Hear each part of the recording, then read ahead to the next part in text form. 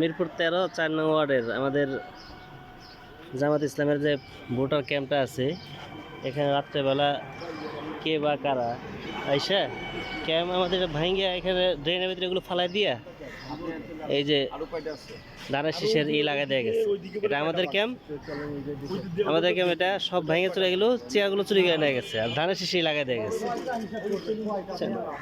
এই হলো আমাদের ক্যাম্পের অবস্থা। 3টা ধানের শীষের ব্যানার লাগাই দিয়ে গেছে আমাদের ক্যাম্পে, অথচ ওই যে ওদের ক্যাম্প আছে এখানে, ওই যে ওদের ক্যাম্প, কোনো সমস্যা নাই। আর আমাদের জামাতের এগুলো ভেঙে দেখে ড্রেনের চিপের ভিতরে সব ফালা দিয়ে গেছে। এই যে ড্রেন, এর ভিতরে সব ফালা দিয়ে গেছে। এই হলো তাদের রাজনীতি।